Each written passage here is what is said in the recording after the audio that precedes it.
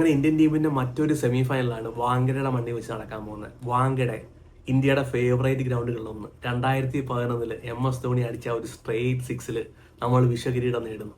എത്ര നാളുകൾക്ക് ശേഷമാണെന്ന് അറിയാമോ നമ്മൾ അന്നൊരു കിരീടം നേടുന്നു. 2007 T20 വേൾഡ് കപ്പ് നേടിയതാണ്. ലോകത്തിലെ റിച്ചസ്റ്റ് ബോർഡ് എന്നൊക്കെ നമ്മൾ പറയുമായിരുന്നു, പക്ഷെ നമുക്ക് ട്രോഫി ഇല്ലായിരുന്നു. നമ്മൾ ബയലാട്രൽ സീരീസുകൾ ജയിക്കുമായിരുന്നു എന്ന ICC ഇവന്റിൽ കാലിലിറങ്ങുന്ന ഒരു ടീമായിരുന്നു. 2011 ഇതേ വാങ്കഡയുടെ മണ്ണിലാണ് നമ്മൾ ജയിക്കുന്നത്. നമ്മുടെ ഒരു ഫേവറേറ്റ് ഗ്രൗണ്ടാണ്. പക്ഷെ നമുക്ക് ദുഃഖം തന്നൊരു ഗ്രൗണ്ടാണ്. 2016 വെസ്റ്റ് ഇൻഡീസിനെതിരെ വാങ്കഡയുടെ മണ്ണിൽ നമ്മൾ പരാജയപ്പെട്ടിട്ടുണ്ട്. പക്ഷെ നമ്മൾ നോക്കേണ്ടത് 2011 നമ്മൾ ഇവിടെ ചേസ് ചെയ്താണ് ജയിച്ചത്.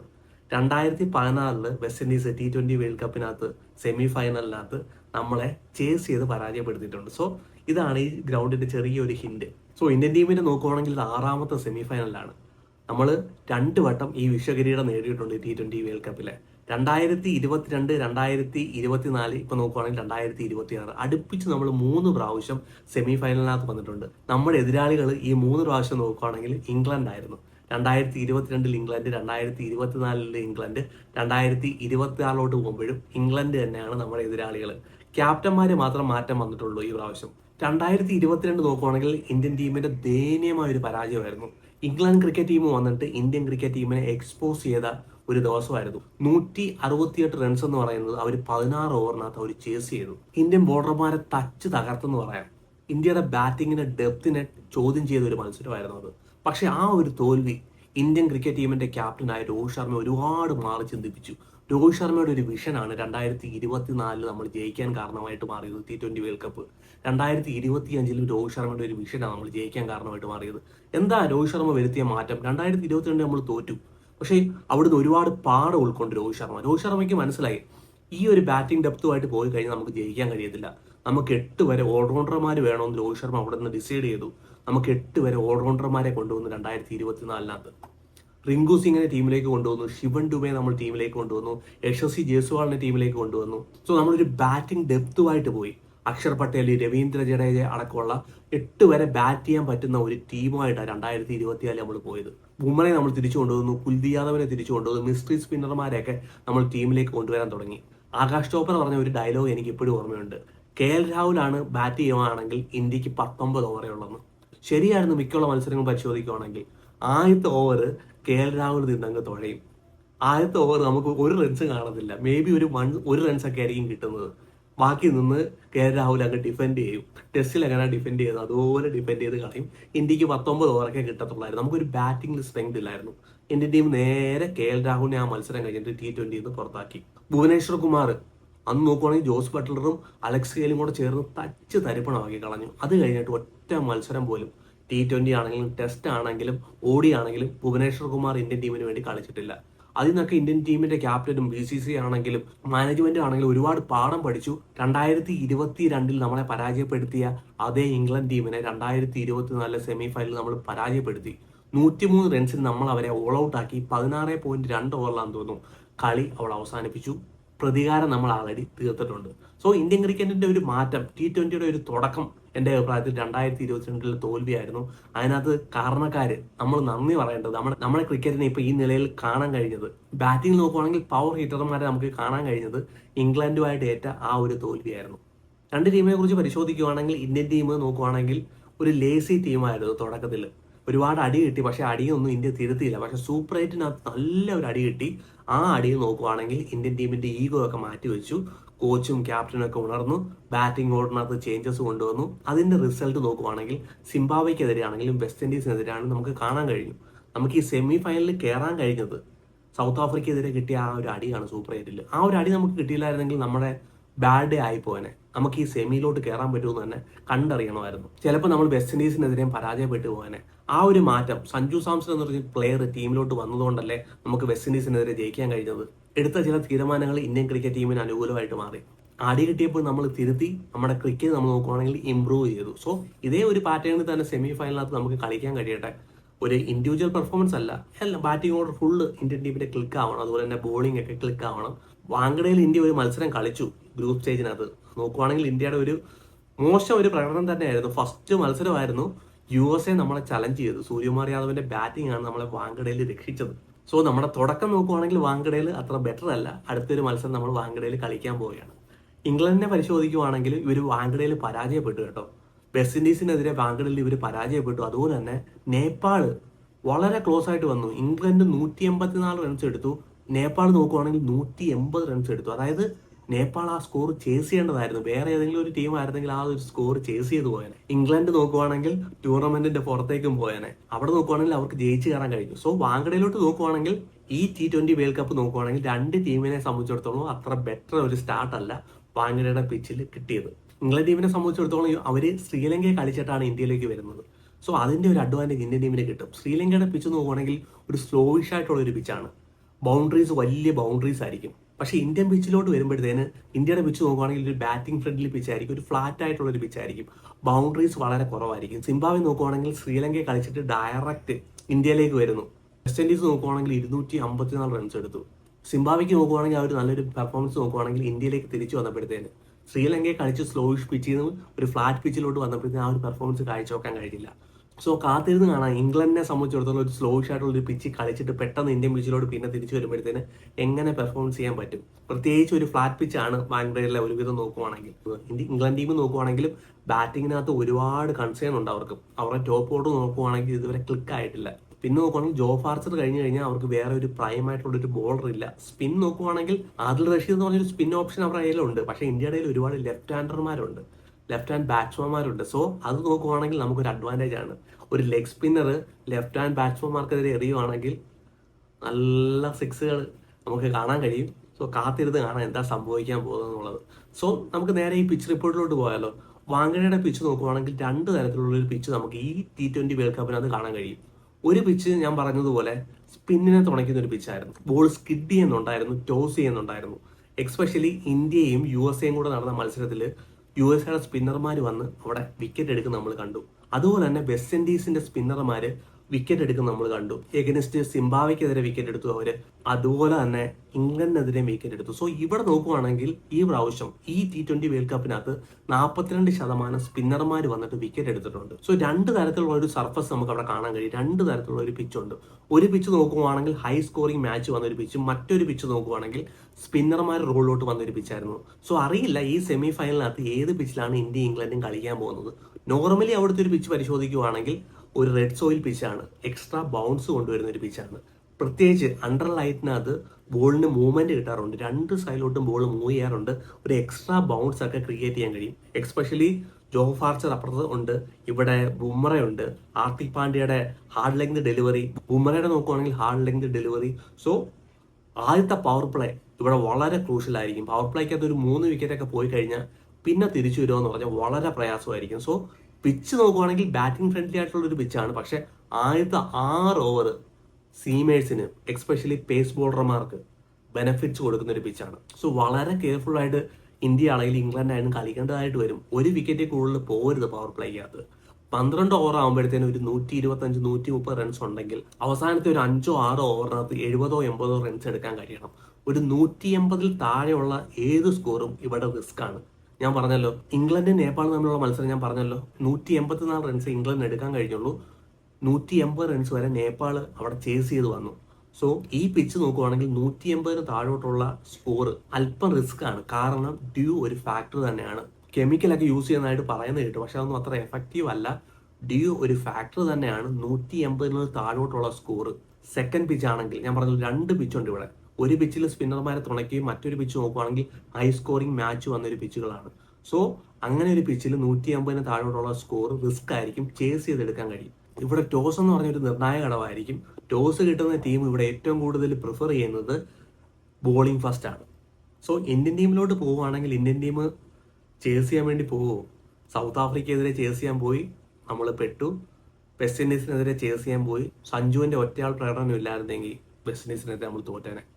വെസ്റ്റ് ഇൻഡീസിന്റെ അല്പം കൂടെ ബെറ്റർ ബോളിംഗ് സൈഡ് ആയിരുന്നെങ്കിൽ നമ്മൾ ചിലപ്പം പരാജയപ്പെട്ടു പോകാനെ. ഡ്യൂ അവിടെ ഒരു ഫാക്ടർ ആയിരുന്നു വെസ്റ്റ് ഇൻഡീസിനെ സംബന്ധിച്ചിടത്തോളം. എനിക്കൊരു കൺസേൺ ഉണ്ട്. ഇന്ത്യൻ ടീമിന്റെ ആ ഒരു ബാറ്റിംഗ് പെർഫോമൻസ് കണ്ടിട്ട് പവർ പ്ലേക്കകത്ത് തന്നെ നമ്മൾ 2 വിക്കറ്റ് കൊണ്ട് കളയുന്നു. ഒരു 180 മേലോട്ടുള്ളൊരു സ്കോർ ചേസ് ചെയ്യണമെങ്കിൽ ഇന്ത്യക്ക് ടോപ്പ് ഓർഡർ നല്ലൊരു ബാറ്റിംഗ് പെർഫോമൻസ് കാഴ്ചവെച്ചാലേ പറ്റൂ. കുറഞ്ഞത് ഒരു 10 ഓവർ വരെ 2 വിക്കറ്റ് കൂടുതൽ ഇവിടെ പോകാൻ പാടില്ല. പക്ഷെ ഇന്ത്യയുടെ ബാറ്റിംഗ് കണ്ടിട്ട് ചെറിയൊരു ഭയമുണ്ട്. സൂര്യകുമാർ യാദവ് പിന്നെയും ചേസിന് വേണ്ടി പോവുമോ, അതോ സൂര്യകുമാർ യാദവ് ഒരു 200+ സ്കോർ കണ്ടെത്തിയിട്ട് അതിനെ ഡിഫെൻഡ് ചെയ്യാൻ പോകും എന്നുള്ളത് കണ്ടറിയണം. പക്ഷേ ഇന്ത്യയുടെ 2 കളിയിലെയും ചേസിങ് കണ്ടിട്ട് നമ്മൾ ഭയപ്പെട്ടു പോയി. ഞാൻ ഭയപ്പെട്ടു പോയി പേഴ്സണലി. ഇന്ത്യക്ക് അത് എത്തിപ്പിടിക്കാൻ പറ്റുമെന്ന് വരെ തോന്നിപ്പോയി. എന്നിരുന്നാൽ സഞ്ജുവിന്റെ പ്രകടനം, ശിവൻ ഡുബെയുടെ ആ ഒരു പ്രകടനം, തിലക് വർമ്മയുടെ ഒരു പ്രകടനം, ഹാർദിക് പാണ്ഡ്യ, സൂര്യയുടെ ഒക്കെ ഒരു പ്രകടനം ഇന്ത്യ വിജയിപ്പിച്ചു. എന്നിരുന്നാലും ഒരു ഇൻഡിവിജ്വൽ പെർഫോമൻസ് വരുന്നുണ്ട്. എല്ലാ കളിയിലും പരിശോധിക്കുകയാണെങ്കിൽ ഇപ്പോൾ ഒരു കളി സഞ്ജു കളിക്കും, മറ്റൊരു കളിയിൽ ഹാർദിക് പാണ്ഡ്യ, മറ്റൊരു കളിയിൽ ശിവൻ ഡുബെ, മറ്റൊരു കളിയിൽ സൂര്യകുമാർ യാദവ്, ആരെങ്കിലും ഒക്കെ കളിക്കുന്നുണ്ട്, ടീം വിജയിക്കുന്നുണ്ട്. സെമി ഫൈനൽ നമുക്കറിയാം, ഒരു നോക്കൗട്ട് മാച്ച് ആണ്, ഒന്നും ചിന്തിക്കാനില്ല, ജയിച്ചേ തീരത്തുള്ളൂ. സോ ഇന്ത്യയുടെ ബെസ്റ്റ് പെർഫോമൻസ് കാഴ്ചവെക്കണം. ഇന്ത്യക്ക് ഏതാണ് കംഫർട്ടബിൾ, സൂര്യകുമാർ യാദവിന് ഏതാണ് കംഫർട്ടബിൾ, ബാറ്റ് ചെയ്ത് നല്ലൊരു സ്കോർ കണ്ടെത്തുവാണോ അതോ ചേസ് ചെയ്യാനുള്ള കോൺഫിഡൻസ് ഉണ്ടോ ഇല്ലയോ എന്നുള്ള കാര്യം കണ്ടറിയാം. ഇംഗ്ലണ്ട് നോക്കുവാണെങ്കിൽ 2 കളിയിൽ അവർ ചേസ് ചെയ്തു കേട്ടോ. പാകിസ്ഥാനെതിരെയുള്ള കളിയിൽ അവർ ചേസ് ചെയ്തു, ന്യൂസിലാൻഡിനെതിരെയുള്ള കളിയിൽ അവർ ചേസ് ചെയ്യുമായിരുന്നു. സോ ചേസിംഗ് നോക്കുവാണെങ്കിൽ ഇംഗ്ലണ്ടും അത്ര പുറകിലൊന്നും അല്ല. സോ പിന്നെ ഇംഗ്ലണ്ട് ഇവിടെ ഫേവറേറ്റുകളാണോ എന്ന് പരിശോധിക്കുകയാണെങ്കിൽ ഇംഗ്ലണ്ട് ഞാൻ പറഞ്ഞ പോലെ അത്ര ബെറ്റർ ക്രിക്കറ്റ് ഒന്നും കളിച്ചില്ല. ന്യൂസിലാൻഡ് മണ്ടത്തരം ആവർത്തിച്ചു, ന്യൂസിലാൻഡിന്റെ ക്യാപ്റ്റൻ മണ്ടത്തരം ആവർത്തിച്ചായിരുന്നു. ആ ഡെത്ത് ഓവറിനകത്ത് കൊണ്ട് സ്പിന്നർമാർക്ക് ബോളിംഗ് കൊടുത്തു. അതുപോലെ തന്നെ പാകിസ്ഥാന്റെ സൽമാൻ അലി ആകെ കാണിച്ച മണ്ടത്തരങ്ങൾ, ഉസ്മാൻ താരിഖിനെ കറക്റ്റായിട്ട് യൂട്ടിലൈസ് ചെയ്തില്ല. അവിടെ വിക്കറ്റ് പോയിക്കൊണ്ടിരുന്നപ്പോഴത്തേന് ഉസ്മാൻ താരിഖിനെ കറക്റ്റായിട്ട് യൂട്ടിലൈസ് ചെയ്തില്ല. അതും ഇംഗ്ലണ്ട് ജയിക്കാൻ ഒരു കാരണമായിട്ട് മാറി. സോ ഇംഗ്ലണ്ട് വലിയ ഫേവറേറ്റുകളാണോ എന്ന് ചോദിച്ചാൽ അത്ര ഒരു ബെറ്റർ ക്രിക്കറ്റ് നോക്കുവാണെങ്കിൽ അവർ കളിച്ചിട്ടില്ല. ഇവിടെ ഹെഡ് ടു ഹെഡ് ഒന്ന് പരിശോധിക്കുകയാണെങ്കിൽ 16 കളിയിൽ ഇന്ത്യ ജയിച്ചിട്ടുണ്ട്, 12 കളിയിലാണ് ഇംഗ്ലണ്ട് ജയിച്ചിട്ടുള്ളത്. സോ ഇന്ത്യക്ക് ഇവിടെ ഒരു അഡ്വാൻറ്റേജ് ഉണ്ട് എക്സ്പെഷ്യലി. അതുപോലെ തന്നെ 2025 വാങ്കഡയുടെ മണ്ണിൽ നമ്മൾ ഇംഗ്ലണ്ടിനെ പരാജയപ്പെടുത്തിയിട്ടുണ്ട്. അഭിഷേക് ശർമ്മയുടെ ഒരു നോക്ക് നമുക്ക് അറിയത്തില്ലയോ, 54 ബോളിൽ 135 റൺസ് എടുത്തത്. ജോ ഫാർച്ചറിനെയൊക്കെ തരിപ്പണമാക്കിയ ഒരു ഇന്നിങ്സ് ഇവിടെ അഭിഷേക് ശർമ്മ കാഴ്ചവെച്ചിട്ടുണ്ട് 2025. ജോ ഫാർച്ചറിനൊക്കെ നല്ല രീതിയിൽ അടികൊണ്ട ഒരു ഇന്നിങ്സ് ആയിരുന്നു അത്. 13 6 ആണ് അന്ന് അഭിഷേക് ശർമ്മ ഈ ഗ്രൗണ്ടിൽ അടിച്ചത്. സോ ഇന്ത്യക്ക് ഫേവറേറ്റ് ആയുള്ള ഒരു ഗ്രൗണ്ട് തന്നെയാണ്. സോ കണ്ടറിയാം എന്താണ് സംഭവിക്കാൻ പോകുന്നത്. സോ ഇനി നമുക്ക് ഓരോ ടീമിനെ പറ്റി ഒന്ന് പരിശോധിച്ച് പോവാം. സോ നേരെ നമുക്ക് ഇന്ത്യൻ ടീമിലോട്ട് വരാം. ഇന്ത്യൻ ടീമിൽ വരുത്തിയ മാറ്റങ്ങൾ തീർച്ചയായിട്ടും ഇന്ത്യൻ ടീമിന് ഗുണം ചെയ്തു എന്ന് പറയാം. ബാറ്റിംഗ് ഓർഡറിൽ വരുത്തിയ മാറ്റം, കഴിഞ്ഞ കളി സഞ്ജു സാംസന്റെ ഒരു ബാറ്റിംഗ് പെർഫോമൻസ്, സോ ഇന്ത്യ വിജയിപ്പിച്ചു. ഈഗോ ഒക്കെ മാറ്റി വെച്ചപ്പോഴത്തേന് ഇന്ത്യയുടെ ബാറ്റിംഗ് ഓർഡർ ബെറ്റർ ആയിട്ട് മാറി. എക്സ്പെഷ്യലി സ്പിന്നർമാർ റോളിലോട്ട് വരുന്നില്ല. ഇപ്പം നേരത്തെ നോക്കുവാണെങ്കിൽ ഇന്ത്യക്കെതിരെ സ്പിന്നർമാരെ കൊണ്ടുവരിക, റൺ റേറ്റ് കുറയ്ക്കുക എന്നൊക്കെ ഒരു പ്ലാൻ ആയിരുന്നു ഓരോ ടീമിന്റെ. സഞ്ജു വന്നതിൽ പിന്നെ ആ ഒരു പ്രശ്നമില്ല. വെസ്റ്റ് ഇൻഡീസ് ആണെങ്കിലും സഞ്ജു അവിടെ നിന്നപ്പോഴത്തേന് അവർ മെയിൻ ബോളർമാരായ അഖിൽ ഹുസൈനെയും മോട്ടിയും കൂടെ ചേർത്ത് 4 ഓവർ അവർക്ക് കൊടുത്തത്. വെറും 4 ഓവറാണ് അവർ പ്രൈം ബോളർമാർ എറിഞ്ഞത്. സോ സഞ്ജു സാംസൺ എന്ന് പറഞ്ഞ ഒരു റൈറ്റ് ഹാൻഡ് ബാറ്റ്സ്മാൻ, സ്പിന്നർമാർക്കെതിരെ നല്ല സ്ട്രൈക്ക് റേറ്റ് ഉള്ള ഒരു പ്ലെയർ ടോപ്പ് ഓർഡറിൽ വന്നത് ഇന്ത്യയുടെ ബാറ്റിങ്ങിന് പവർ നൽകി. അതുപോലെ തന്നെ തിലക് വർമ്മ നമ്പർ 5 മുംബൈ ഇന്ത്യൻസ് എന്താണോ ചെയ്യുന്നത് അത് അഡാപ്റ്റ് ചെയ്തു. തിലക് വർമ്മയെ കൊണ്ടുവന്ന് നമ്പർ 5 ഇട്ടു. തിലക് വർമ്മ സൂപ്പർ, നമുക്ക് ട്രസ്റ്റ് ചെയ്യാൻ പറ്റുന്ന ഒരു ബാറ്റ്സ്മാനാണ്. തിലക് വർമ്മയുടെ ഒരു പ്രശ്നം എന്ന് പറഞ്ഞാൽ ഒരു സ്ലോയിഷ് ആയിട്ടുള്ള ഒരു പിച്ചിൽ തിലക് വർമ്മ അല്പം സ്ലോ ആവും. പക്ഷെ പേസും ബൗൺസും ഒക്കെ കിട്ടുന്ന പിച്ചിൽ തിലക് വർമ്മയ്ക്ക് കളിക്കാൻ കഴിയും. സോ തിലക് വർമ്മയുടെ ഒരു ഹോം ഗ്രൗണ്ട് ആണിത്, വാങ്കഡയുടെ മണ്ണാണ്, എക്സ്ട്രാ ബൗൺസ് ഒക്കെ കിട്ടുന്ന ഒരു പിച്ചാണ്. തിലക് വർമ്മയുടെ ബെസ്റ്റ് കാഴ്ച വെക്കണം. തിലക് വർമ്മ ഒരു ചേസ് മാസ്റ്റർ ആണ്. എനിക്ക് ഈ ടീമിൽ ആരെങ്കിലും ഒരു ചേസ് മാസ്റ്റർ ഉണ്ടോ എന്ന് തോന്നുവാണെങ്കിൽ കഴിഞ്ഞ കളി സഞ്ജു സാംസന്റെ ബാറ്റിങ്ങിൽ എനിക്ക് ഇംപ്രസ് ആയി. അതുപോലെ തന്നെ തിലക് വർമ്മ, നമുക്കറിയാം പാകിസ്ഥാനെതിരെ ചേസ് ചെയ്ത് വിജയിപ്പിച്ച ഒരു പ്ലെയറാണ് തിലക് വർമ്മ. സൂപ്പർ പ്ലെയറാണ്, മനോഹരമായിട്ട് ഓഫ് സൈഡിൽ കളിക്കാനും ലെഗ് സൈഡിലൊക്കെ മനോഹരമായിട്ട് കളിക്കുന്ന ഒരു പ്ലെയറാണ്. സ്ട്രൈക്ക് റൊട്ടേറ്റ് ചെയ്യാൻ പറ്റുന്ന ഒരു പ്ലെയറാണ്. സോ തിലക് വർമ്മയും വളരെ ഒരു ക്രൂഷ്യൽ റോളായിരിക്കും. നമ്പർ 5 കഴിഞ്ഞ കളിയിൽ സൂപ്പർ ഒരു പെർഫോമൻസ് കാഴ്ചവെച്ചു. 6 വന്ന് നല്ലൊരു പെർഫോമൻസ് കാഴ്ചവെക്കാൻ കഴിയുന്നുണ്ട്. സോ തിലക് വർമ്മയുടെ ഫോമും എന്നെ സംബന്ധിച്ചിടത്തോളം എനിക്ക് കോൺഫിഡൻസ് നൽകുന്നുണ്ട്. പിന്നെ സൂര്യകുമാർ എന്ന് പറയുന്ന ഇന്ത്യയുടെ ക്യാപ്റ്റൻ, മുംബൈ ഇന്ത്യൻസിന്റെ താരം, US-നെതിരെ നമ്മളെ കളി ജയിപ്പിച്ച ഒരു പ്ലെയറാണ്. 70+ റൺസ് അവിടെ എടുത്തിട്ടുണ്ടായിരുന്നു. സോ ഞാനിവിടെ നോക്കി കാണുന്നത് സെമി ഫൈനലിനകത്ത് ഒരു മാച്ച് വിന്നിംഗ് പെർഫോമൻസ് സൂര്യകുമാർ യാദവിന്റെ കയ്യിൽ നിന്ന് വേണം. ഒരു 70+ സ്കോർ, ഒരു 100 എടുക്കാൻ പറ്റുമെങ്കിൽ മച്ച് ബെറ്റർ. ഒരു ബാറ്റിംഗ് പെർഫോമൻസ് കാഴ്ചവെക്കണം. അത് സൂര്യകുമാർ യാദവിന്റെ ക്യാപ്റ്റൻസിയെ റിഫ്ലക്ട് ചെയ്യും. സൂര്യകുമാർ യാദവ് നോക്കുകയാണെങ്കിൽ കഴിഞ്ഞ കളിയിൽ വെസ്റ്റ് ഇൻഡീസിനെതിരെ നല്ല ക്യാപ്റ്റൻസി ചെയ്തു, അതിലോട്ട് വരാം. പക്ഷെ സൂര്യകുമാർ യാദവിന്റെ ബാറ്റിംഗ് ഇന്ന് 2 വേണം. സൂര്യകുമാർ യാദവിന് പറ്റിയ ഒരു ഗ്രൗണ്ടാണ്, എക്സ്ട്രാ ബൗൺസ് വരുന്ന ഒരു ഗ്രൗണ്ടാണ്, ആ ഒരു പിക്കപ്പ് ഷോട്ട് അല്ലെങ്കിൽ പുൾ ഷോട്ട് ഒക്കെ കളിക്കാൻ പറ്റുന്ന ഒരു ഗ്രൗണ്ടാണ്. അവിടെ നല്ലൊരു പെർഫോമൻസ് സൂര്യകുമാർ യാദവിന്റെ ബാറ്റിൽ നിന്ന് വരട്ടെ. ഹാർദിക് പാണ്ഡ്യയുടെ മറ്റൊരു ഹോം ഗ്രൗണ്ടാണ്, ഗുജറാത്തിന് വേണ്ടി കളിച്ചിട്ടുണ്ട്, മുംബൈക്ക് വേണ്ടി കളിച്ചിട്ടുണ്ട്. സോ ഹാർദിക് പാണ്ഡ്യയുടെ മറ്റൊരു ഹോം ഗ്രൗണ്ടാണ്. ആ വാങ്കഡയുടെ പിച്ച് ഹാർദിക് പാണ്ഡ്യക്ക് നല്ലപോലെ അറിയാം. നല്ലൊരു ഇന്നിങ്സ് ഇനിയും വേണ്ടത് ഹാർദിക് പാണ്ഡ്യയുടെ കയ്യിൽ നിന്നും സൂര്യകുമാർ യാദവിന്റെ കയ്യിൽ നിന്നാണ്. സഞ്ജുവിന്റെ പെർഫോമൻസ് കാഴ്ചവെച്ചു. ഇഷാൻ കിഷൻ പാകിസ്ഥാനെതിരെ നല്ലൊരു പെർഫോമൻസ് കാഴ്ചവെച്ചു. ഇനി സെമി ഫൈനലിനകത്ത് ഞാൻ നോക്കി കാണുന്നത് ഇവരെ രണ്ടുപേരുടെ ഒരു നല്ലൊരു ബാറ്റിംഗ് പെർഫോമൻസ് തീർച്ചയായിട്ടും വേണം. ഇവർ മുംബൈയിൽ നിന്ന് നയിച്ച് ടീമിനെ വിജയിപ്പിക്കുന്ന ഒരു പെർഫോമൻസ് വേണം. അത് വരുമെന്ന് തന്നെ പ്രതീക്ഷിക്കുന്നു. പിന്നെ ഇന്ത്യൻ ടീമിന്റെ ഒരു ചെറിയ കൺസേൺ എന്ന് പറയുന്നത് ഇന്ത്യയുടെ ടോപ്പ് ഓർഡർ വിക്കറ്റ് കൊണ്ട് കളയുന്നു. കഴിഞ്ഞ കളി തന്നെ നോക്കിക്കേ, അഭിഷേക് ശർമ്മ നല്ലൊരു ഫോമിലല്ല. അഭിഷേക് ശർമ്മ നമുക്ക് ആ ഒരു ബാറ്റിംഗ് പെർഫോമൻസ് കാണുമ്പോഴേ അറിയാൻ പറ്റും. അറിയില്ല, ഇനി ആരെങ്കിലും പറഞ്ഞോ നീ പെതിയെ പോയി സിംഗിളും ഡബിളും ഒക്കെ എടുത്ത് സ്ട്രൈക്ക് റൊട്ടേറ്റ് ചെയ്യും. എനിക്ക് തോന്നുന്നില്ല അത് അഭിഷേക് ശർമ്മയുടെ ഒരു സ്റ്റൈൽ ഓഫ് ബാറ്റിംഗ് ആണെന്ന്. അഭിഷേക് ശർമ്മ വരിക, ഫസ്റ്റ് ബോൾ തന്നെ അറ്റാക്ക് ചെയ്യുക, 6 അടിക്കുക. ഏകദേശം 9 6 അടിച്ചിട്ടുണ്ട് ഇതുവരെ അഭിഷേക് ശർമ്മ ഫസ്റ്റ് ബോളിൽ. സോ അങ്ങനെ ഒരു പ്ലെയറിന്റെ അടുത്ത് സിംഗിൾ ഡബിൾ എടുത്ത് കളിക്കാൻ പറയുന്നത് മെന്റലി പ്രഷർ ആവുന്നുണ്ടോ അഭിഷേക് ശർമ്മയ്ക്ക് എന്ന് അറിയാൻ വയ്യ. പക്ഷെ ബാറ്റിംഗിൽ നമ്മൾ എടുത്തു പറയണമല്ലോ, ഫോമില്ല. അഭിഷേക് ശർമ്മയ്ക്കെതിരെ ലെഗ് സൈഡിലാണ് ബോൾ എറിയുന്നത്, അതും ബ്ലൈൻഡ് സ്പോട്ട്. ബാറ്റ് എടുക്കുന്നത്, പക്ഷെ അഭിഷേക് ശർമ്മയ്ക്കെതിരെ ബോൾ വരുന്നതാണ് വിടുന്നത്. സോ ആ ഒരു ക്രോസ് ബാറ്റ് ലെഗ് സൈഡിലോട്ട് എടുക്കുമ്പോഴത്തേന് കറക്റ്റ് ടൈമിംഗ് കിട്ടുന്നില്ല, ക്യാച്ച് കൊണ്ട് കൊടുത്തിട്ട് അഭിഷേക് ശർമ്മ പോവുകയാണ്. അപ്പോൾ ഇവിടെ ഒരു ബെറ്റർ പെർഫോമൻസ് കാഴ്ചവെക്കും. വാങ്കഡയിൽ അഭിഷേക് ശർമ്മ തിരിച്ചു വരുമെന്ന് തന്നെയാണ് ഞാൻ പ്രതീക്ഷിക്കുന്നത്. ഇനി ഒരു ബാറ്റിംഗിൽ ചേഞ്ചസ്, പ്ലേയിങ് ഇലവനിൽ ഒരു ചേഞ്ചസ് എനിക്ക് തോന്നുന്നില്ല അത് വർക്കൗട്ട് ആവുമെന്ന്. സോ അഭിഷേക് ശർമ്മയെ ടീം ട്രസ്റ്റ് ചെയ്യുന്നു, നമ്മളും ട്രസ്റ്റ് ചെയ്യുന്നു. നല്ലൊരു ഇന്നിങ്സ് അഭിഷേക് ശർമ്മയ്ക്ക് കൊടുക്കാൻ കഴിയട്ടെ. അതുപോലെ തന്നെ ഇഷാൻ കിഷന്റെ ഒരു പാറ്റേൺ, ഇഷാൻ കിഷൻ നല്ല പെർഫോമൻസ് കാഴ്ചവെക്കുന്നുണ്ട്, പക്ഷെ വേണ്ട സമയത്ത് ഒരു പെർഫോമൻസ് ഇഷാൻ കിഷനും കൊടുക്കാൻ കഴിയുന്നില്ല. പവർ പ്ലേക്കകത്ത് ഈവൻ ഇന്ത്യക്ക് 2 വിക്കറ്റ് ഒക്കെ പോകുന്നത് ഇന്ത്യൻ ടീമിനെ പ്രഷറിലോട്ട് കൊണ്ടുപോകുന്നുണ്ട്. കഴിഞ്ഞ കളി നോക്കുകയാണെങ്കിൽ പ്രഷർ സഞ്ജു സാംസൺ എടുത്തു മാറ്റി, പക്ഷെ എല്ലാ കളിയിലും അങ്ങനെ ഒരു പെർഫോമൻസ് ഒന്നും വരത്തില്ല. അത് നോക്കുവാണെങ്കിൽ ഒരു 50 കളിയിൽ ഒരു കളി അങ്ങനെയൊക്കെ കളിക്കാൻ പറ്റത്തുള്ളൂ. ഇപ്പൊ എല്ലാ കളിയിലും സഞ്ജു സാംസൺ അതുപോലെ ഒന്നും കളിക്കാൻ നമുക്ക് ആരും അങ്ങനെയൊന്നും കളിക്കാൻ പറ്റത്തില്ല. സോ അതുകൊണ്ട് ടോപ്പ് ഓർഡർ അഭിഷേക് ശർമ്മ, ഇഷാൻ കിഷൻ അല്പം കൂടെ ഉത്തരവാദിത്തോടെ കളിക്കണം. സോ സ്കോർ ബിൽഡ് ചെയ്യണം. പവർ പ്ലേക്കകത്ത് വിക്കറ്റ് കൊണ്ട് കളയാതിരിക്കുക. വിൽജാക്ക് എന്ന് പറഞ്ഞ ഒരു ത്രെഡ് നോക്കുവാണെങ്കിൽ അവിടെ മേ ബി വരാം. സഞ്ജുവിന്റെ വിക്കറ്റ് ഏർലിയിൽ പോവുകയാണെങ്കിൽ വിൽജാക്കിനെ അവർ അവിടെ കൊണ്ടുവരാൻ ചാൻസ് ഉണ്ട്. ഇവർ രണ്ടുപേരുടെ ഒരു ബാറ്റിംഗ് പെർഫോമൻസ് ടോപ്പ് ഓർഡറിനകത്ത് ഇന്ത്യക്ക് അത്യാവശ്യം തന്നെയാണ്. അത് ഇവർക്ക് കൊടുക്കാൻ കഴിയട്ടെ. പിന്നെ സൂര്യകുമാർ യാദവിന്റെ ക്യാപ്റ്റൻസി കഴിഞ്ഞ കളിയിൽ എടുത്തു പറയാതിരിക്കാൻ പറ്റത്തില്ല. നമ്മൾ വിചാരിക്കും സ്കോർ അല്പം കൂടുതലായിരുന്നു എന്ന് വിചാരിക്കും, പക്ഷെ അല്ല. ഇന്ത്യയുടെ ബോളർമാർക്കും ഇന്ത്യയുടെ ക്യാപ്റ്റനും നോക്കുവാണെങ്കിൽ 200 മേലോട്ട് പോകുന്ന ഒരു സ്കോറിനെ പിടിച്ചു വെക്കാൻ കഴിഞ്ഞു. അർഷ്ദീപ് സിംഗ് നോക്കുവാണെങ്കിൽ ഒരു ഓവർ എക്സ്പെൻസീവ് ആയിരുന്നു. അത് കഴിഞ്ഞ് നോക്കുവാണെങ്കിൽ അർഷ്ദീപ് സിംഗ് ബെറ്റർ ആയിട്ട് ബോൾ ചെയ്തു. ബുമർ നോക്കുവാണെങ്കിലും ആദ്യത്തെ 2 ഓവറിൽ 7 റൺസാണ് കൊടുത്തത്, 2 വിക്കറ്റ് എടുത്തു. സോ ഇന്ത്യയുടെ ബോളർമാരെ ബെറ്റർ ആയിട്ട് യൂട്ടിലൈസ് ചെയ്തു സൂര്യകുമാർ യാദവ്. അതേ ഒരു പാറ്റേൺ തന്നെ ആയിരിക്കാം ഇംഗ്ലണ്ടിനെതിരെ പിന്തുടരുന്നത്. അതായത് പവർ പ്ലേക്കകത്ത് ബുംറയ്ക്ക് 1 ഓവർ കൊടുക്കുന്നു. ഹാർദിക് പാണ്ഡ്യ പവർ പ്ലേക്കകത്ത് മിഡിൽ ഓർഡറിനകത്തും കൊടുത്തു യൂട്ടിലൈസ് ചെയ്യുന്നു. 6ാമത്തെ ബോളറെ കൊണ്ടുവന്നതേയില്ല. അതായത് ശിവൻ ഡുബെയെ പരീക്ഷിച്ചില്ല, തിലക് വർമ്മ, അഭിഷേക് ശർമ്മ ഒന്നും പരീക്ഷിക്കേണ്ടതായിട്ട് വന്നില്ല. ഇന്ത്യയുടെ ബോളർമാരെ കറക്റ്റായിട്ട് യൂട്ടിലൈസ് ചെയ്തു. ഹാർദിക് പാണ്ഡ്യയെ ഡെത്ത് ഓവറിലോട്ട് മാറ്റി വെച്ചതേയില്ല. സോ അതൊക്കെ നോക്കുവാണെങ്കിൽ ഒരു പോസിറ്റീവാണ്. പക്ഷെ അക്ഷർ പട്ടേൽ വിക്കറ്റിന് വേണ്ടിയല്ല ബോൾ ചെയ്യുന്നത്. എങ്ങനെങ്കിലും എൻ്റെ ഒരു 4 ഓവർ എറിഞ്ഞ് കളയണമെന്നുള്ളൊരു മട്ടിലാണ് അക്ഷർ പട്ടേൽ അവിടെ ഒന്ന് ബോൾ ചെയ്തത്. അക്ഷർ പട്ടേലിന് വിക്കറ്റും കിട്ടിയില്ല. സോ അക്ഷർ പട്ടേൽ എക്കണോമിക്ക് വേണ്ടി ബോൾ ചെയ്യരുത്, അക്ഷർ പട്ടേൽ വിക്കറ്റിന് വേണ്ടി ബോൾ ചെയ്യുക.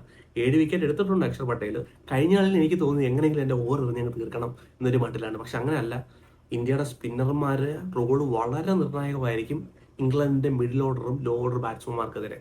അക്ഷർ പട്ടേൽ എന്ന് പറഞ്ഞൊരു സ്പിന്നറെ എങ്ങനെയാണ് പിന്നെയും സൂര്യകുമാർ യാദവ് യൂട്ടിലൈസ് ചെയ്യാൻ പോകുന്നത് എന്നുള്ളതും വളരെ നിർണായകമായിരിക്കും. പിന്നെ വരുൺ ചക്രവർത്തിയുടെ ഫോമും ഒരു കൺസേൺ ആണ്. വരുൺ ചക്രവർത്തി ഇനി കുൽദീപ് യാദവിനെ കളിപ്പിക്കുക എന്നൊക്കെ പറഞ്ഞാൽ എനിക്ക് തോന്നുന്നില്ല അത് പോസിബിൾ അല്ല. പക്ഷെ കുൽദീപ് യാദവ് എൻ്റെ ഒരു അഭിപ്രായത്തിൽ ഇംഗ്ലണ്ടിനെതിരെ വേണമെന്ന് എൻ്റെ ഒരു പേഴ്സണൽ അഭിപ്രായം. കുൽദീപ് യാദവിനെതിരെ ഇംഗ്ലണ്ട് സ്ട്രഗിൾ ചെയ്യാറുണ്ട്. പക്ഷെ കുൽദീപ് യാദവിനെ എവിടെ മാറ്റും? വരുൺ ചക്രവർത്തിയെ മാറ്റാൻ ഒന്നും പോകുന്നില്ല എന്തായാലും ഇന്ത്യൻ ടീം.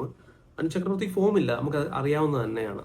വരുൺ ചക്രവർത്തി ആ കറക്റ്റ് ലെങ്ത് ഹിറ്റ് ചെയ്യാൻ കഴിയുന്നില്ല. അടി കൊള്ളുമ്പോഴത്തേന് വരുൺ ചക്രവർത്തിയുടെ കൺട്രോൾ പോകുന്നു. പണ്ടൊക്കെ എന്ന് പറഞ്ഞാൽ അടി കൊണ്ട് കഴിഞ്ഞാൽ അടിച്ചവന്റെ വിക്കറ്റ് എടുക്കുമായിരുന്നു, കുറ്റി തെറിപ്പിക്കുമായിരുന്നു വരുൺ ചക്രവർത്തി. പക്ഷെ ഇപ്പൊ ആ ഒരു ഹിറ്റ് ചെയ്യാൻ കഴിയുന്നില്ല വരുൺ ചക്രവർത്തിക്ക്. വരുൺ ചക്രവർത്തി ഇവിടെ തിരിച്ചു വരണം. മുംബൈയുടെ പിച്ച് നോക്കുവാണെങ്കിൽ ഒരു സ്കിഡ് ചെയ്യുന്ന ഒരു പിച്ചൊക്കെ ആയിരിക്കും. സോ അല്പം പേസ് കിട്ടും. വരുൺ ചക്രവർത്തി പേസ് ഇട്ട് എറിയുന്ന ഒരു ബോളറാണ്. സോ വരുൺ ചക്രവർത്തിയുടെ ഫോം വളരെ ക്രൂഷ്യൽ ആയിരിക്കും. അതുപോലെ തന്നെ കുൽദീപ് യാദവിന് പിച്ച് ഏതെങ്കിലും രീതിയിൽ സ്പിന്നറെ തുടയ്ക്കുന്ന ഒരു പിച്ചാണെങ്കിൽ, ഞാൻ പറഞ്ഞല്ലോ ഇവിടെ 2 തരം പിച്ചുണ്ട്. എന്തെങ്കിലും ഒരു ചാൻസ് ഉണ്ടെങ്കിൽ കുൽദീപ് യാദവിനെ കൂടെ ആഡ് ചെയ്യാൻ ശ്രമിക്കുക. പക്ഷെ ആരെ മാറ്റും? അക്ഷർ പട്ടേൽ എന്ന് പറഞ്ഞ നമ്പർ 8 ബാറ്റ്സ്മാനെ എന്തായാലും അവർ മാറ്റാൻ പോകത്തില്ല. ഇപ്പോൾ മാറ്റാൻ ചാൻസ് ഉള്ളത് അഭിഷേക് ശർമ്മയാണ്. അഭിഷേക് ശർമ്മയെ മാറ്റാൻ പോകുന്നില്ല. സോ എനിക്ക് തോന്നുന്നില്ല കുൽദീപ് യാദവിന് ഈ പ്ലേയിങ് ഇലവനകത്ത് ഒരു ഇടം ഉണ്ടാവുമെന്ന് തോന്നുന്നില്ല. അതുകൊണ്ട് വരുൺ ചക്രവർത്തിക്കും അക്ഷർ പട്ടേലും ബെറ്റർ റോൾ ചെയ്യാനുണ്ട്. കാരണം ഒരുപാട് മാച്ചപ്പ് ഉണ്ട് ഇംഗ്ലണ്ടിലോട്ട് വരുമ്പോഴത്തേന്. ഇംഗ്ലണ്ടിലെ മിഡിൽ ഓർഡർ ബാറ്റ്സ്മാൻമാർക്കെതിരെ ഇംഗ്ലണ്ട് സ്ട്രഗിൾ ചെയ്തത് മൊത്തം ഈ സീരീസ് നോക്കുവാണെങ്കിൽ സ്പിന്നർമാർക്കെതിരെയാണ്. അവർ ഏറ്റവും കൂടുതൽ വിക്കറ്റ് നഷ്ടപ്പെട്ടത് സ്പിന്നർമാർക്കെതിരെയാണ്. സോ ഇന്ത്യയുടെ സ്പിന്നർമാർ റോൾ വളരെ നിർണായകമായിരിക്കും ഇംഗ്ലണ്ടിന്റെ മിഡിൽ ഓർഡറിന്റെ ലോ ഓർഡറിനെ തകർക്കാൻ വേണ്ടി.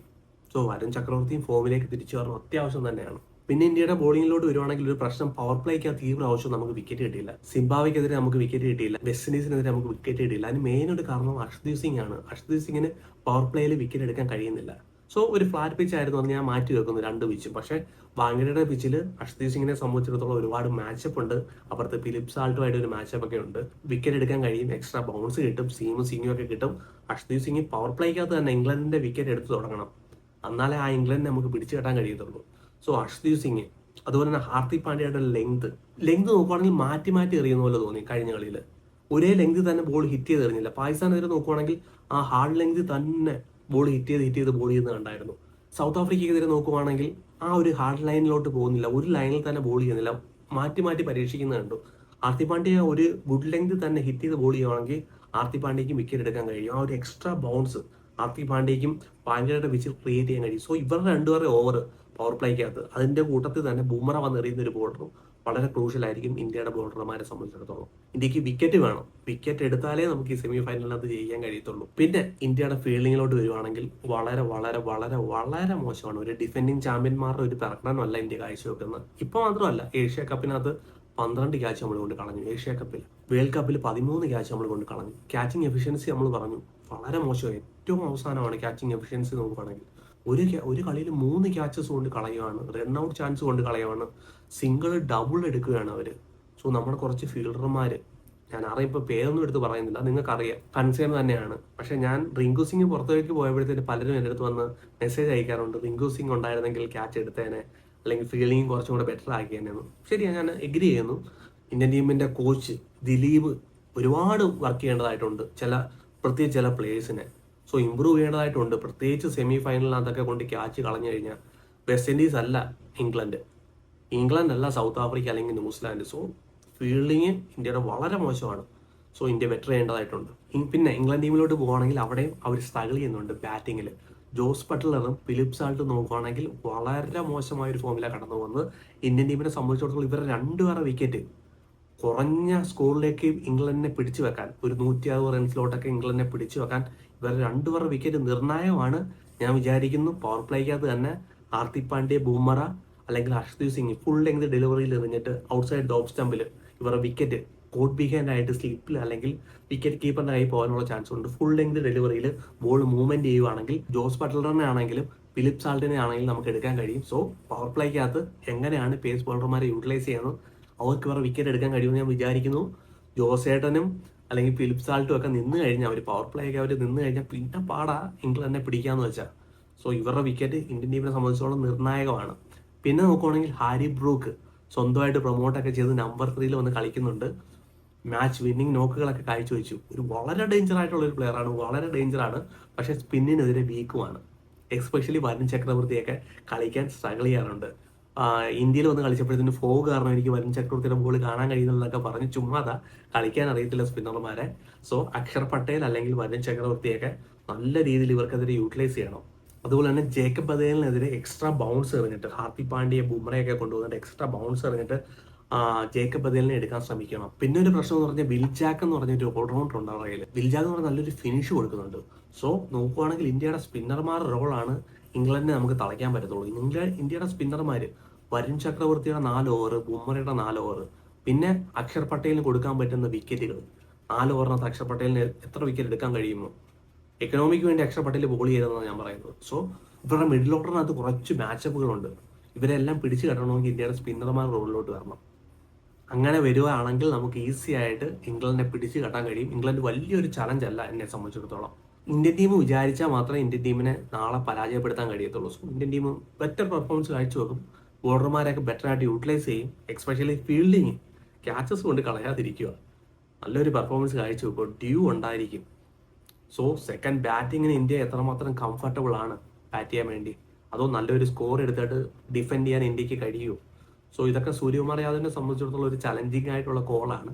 സോ ബെറ്റർ ആയിട്ടുള്ള ചില കാര്യങ്ങളൊക്കെ ഇന്ത്യൻ ടീം ചെയ്യട്ടെ. സോ നല്ലൊരു പെർഫോമൻസ് ഇന്ത്യൻ ടീമിന്റെ കാഴ്ചവെക്കാൻ കഴിയട്ടെ. ഫൈനലിനകത്ത് ഇന്ത്യക്ക് കടക്കാൻ കഴിയട്ടെ. ഈ ട്രോഫി പിന്നെ ഇന്ത്യക്ക് ഡിഫെൻഡ് ചെയ്യാൻ കഴിയട്ടെ.